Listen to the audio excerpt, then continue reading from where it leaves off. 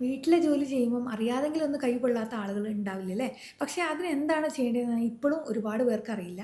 നമ്മൾ സാധാരണയായിട്ട് നമ്മളെ വീട്ടിൽ കണ്ടു വന്നിട്ടുള്ളത് ഉപ്പ് തേക്കുക, ഓയില് തേക്കുക, മഞ്ഞൾപ്പൊടി തേക്കുക, അതുപോലെ തന്നെ ടൂത്ത് പേസ്റ്റ് തേക്കുക അങ്ങനത്തെ കാര്യങ്ങളൊക്കെയാണ്.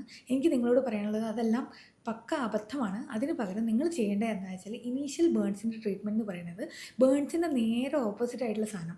നേരെ ഐസ് കോൾഡ് വാട്ടറിൽ കൈ ഒരു 15 മുതൽ 20 മിനിറ്റ് കഴുകി കഴിഞ്ഞാൽ തന്നെ നിങ്ങളുടെ പകുതി മുക്കാൽ വേദനയും പോകും. അതുപോലെ തന്നെ ഈ ബേൺസിനോട് ഉണ്ടാകുന്ന ഇൻഫ്ലമേഷൻ കുറയ്ക്കാനും അത് ഹെൽപ്പ് ചെയ്യും. അതിനുശേഷം ഒരു ജെൻറ്റിലായിട്ടുള്ള ക്ലീൻ ക്ലോത്ത് വെച്ച് വൈപ്പ് ചെയ്തിട്ട് നിങ്ങളുടെ കയ്യിലുള്ള ടൈറ്റ് ആയിട്ടുള്ള ആഭരണങ്ങളൊക്കെ റിമൂവ് ചെയ്യുക. ലൈക്ക് മോതിരം, വള ഒക്കെ റിമൂവ് ചെയ്യുക. എന്നിട്ട് നിങ്ങളുടെ കയ്യിൽ അവൈലബിൾ ആയിട്ടുള്ള ഒരു ആൻറ്റി ബാക്ടീരിയൽ ക്രീം, സിൽവറെക്സോ, മിബോയോ, ഫിസിഡിനോ അങ്ങനത്തെ ഒരു ഓയിൻമെൻറ്റ് കയ്യിലുണ്ടെങ്കിൽ അത് തേക്കുക. അതിൻ്റെ കൂടെ പറ്റുമെങ്കിൽ ഒരു ലിഗ്നോക്കെയിൻ്റെ പോലത്തെ നമ്പിങ് ക്രീമും കൂടി ഫാർമസിയിൽ നിന്ന് വാങ്ങി വെക്കുക.